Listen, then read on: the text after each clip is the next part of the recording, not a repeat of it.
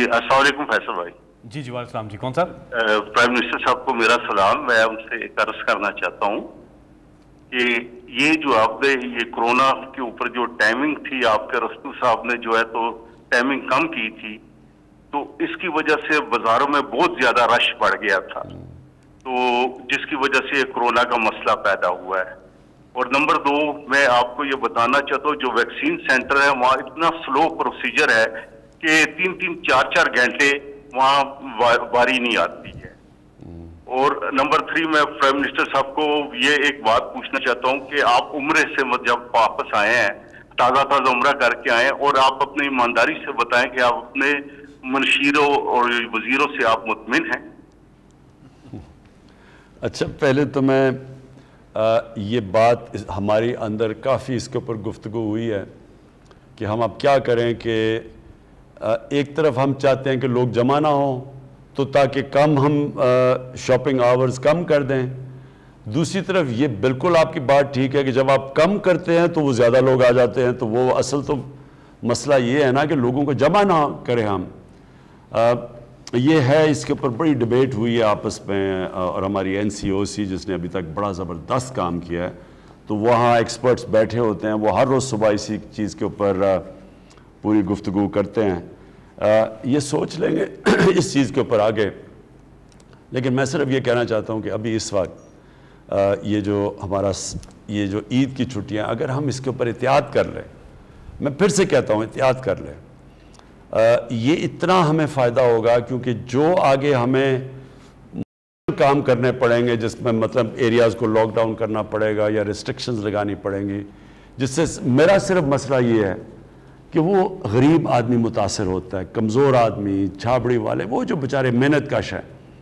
हमारी तरह के लोगों को क्या फ़र्क पड़ेगा, आप लॉकडाउन भी कर देंगे, हम अपने घरों में चले जाएंगे। तनख्वाह, ये जो गवर्नमेंट सर्वेंट्स हैं, इनकी तनख्वाहें मिल रही हैं, उनको भी नहीं फ़र्क पड़ता। लेकिन वो जो हर रोज़ पैसे कमा के अपने घर में पैसा लेके जाता है अपने बीवी बच्चों को खाना खिलाने के लिए, वो पिस जाता है। मैं फिर से आपको बता रहा हूँ, 22 करोड़ लोग हिंदुस्तान के अंदर गुर्बत की लकीर से नीचे गए हैं जब से उन्होंने लॉकडाउन लगाया है, और इसलिए वो अब नरेंद्र मोदी डर है लॉकडाउन लगाते हुए, हालांकि वहाँ अब तबाही मची हुई है। उसको डर ये लग गया कि अगर मैं फिर से लॉकडाउन लगाया, हालांकि कई शहरों में लग गया हिंदुस्तान में, क्योंकि वहाँ जिस तरह हालात हैं आपके सामने हैं, आप अब जब तस्वीरें देखें तो बड़े हमें तकलीफ़ होती है देख के। लेकिन उसको पता है कि अगर लॉकडाउन लगाया उस तरह, तो ये जो सारा निचला तबका है, जो इनफॉर्मल लेबर है, ये तो तबाह हो जाएगा। तो अमीर मुल्कों के अंदर गरीब लोगों का बुरा हाल है, जो अमीर मुल्क में भी है, तो यहाँ हमारा तो बहुत बुरा है। इसलिए मैं आपसे बार बार ताकीद करता हूँ कि पूरी तरह एहतियात करें। ये सिंपल चीज़ है, ये तो इतना मुश्किल नहीं है ना, हर जगह बस यही लगा के फिर इसी से नीचे आ जाता है। अच्छा, दूसरी बात आपने की वजीरों, हाँ अच्छा, वैक्सीन का मैं आपको बता, देखें हम कोशिश कर रहे हैं, दुआ करें हम काम, सारी दुनिया में वैक्सीन की कमी हो गई है।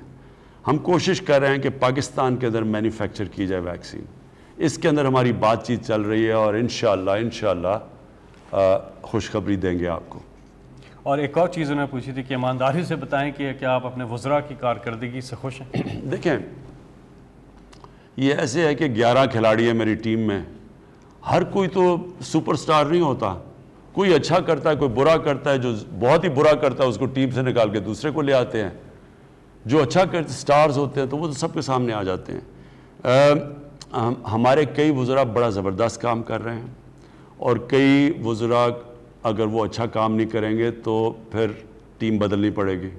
ये आप इसका जवाब है, अगले कॉलर हमारे साथ जी। अस्सलाम वालेकुम। अस्सलाम वालेकुम जी। 051 जी, कौन सा बात करें?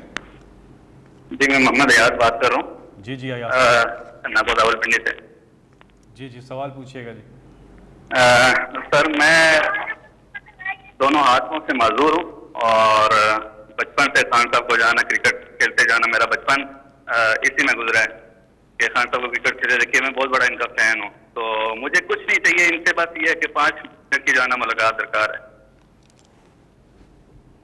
जी, मुलाकात आप प्लीज़ ایم ایس صاحب پلیز ان کو آرگنائز کریں. جی اگلے کالر ہمارے ساتھ 0519224900 پر کون ہیں؟ جی السلام علیکم. جی وعلیکم السلام. میں فیصل صاحب سے بات کر رہا ہوں گریس سے. جی 12 سال سے گریس میں مقیم ہوں. میں منڈی باولدین کا رہنے والا ہوں. گوجرا منڈی باولدین میں میری ایک دکان ہے جو 2013 میں خریدی تھی.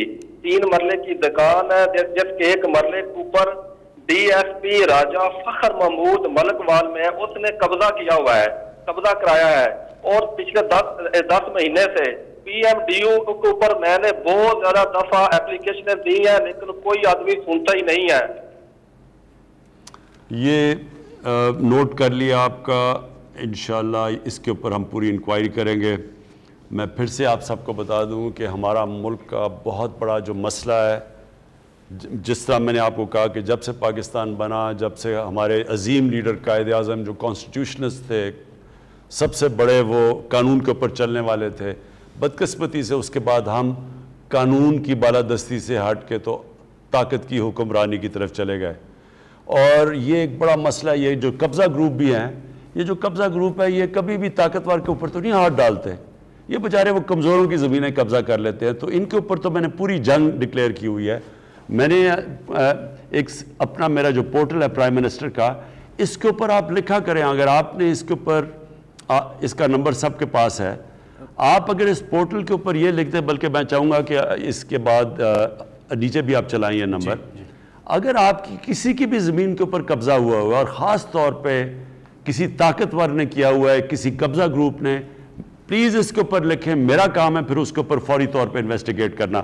میں آپ کو بتاؤں ابھی تک آپ کو حیرت ہوگی, یہ مجھے بڑی خوشی ہے کہ یہ ہم نے تو جنگ ڈکلیئر کی ہوئی ہے نا یہ قبضہ گروپ کے اوپر, تو بڑے بڑے ہم نے قبضہ گروپوں کے اوپر ہاتھ ڈالا ہوا ہے.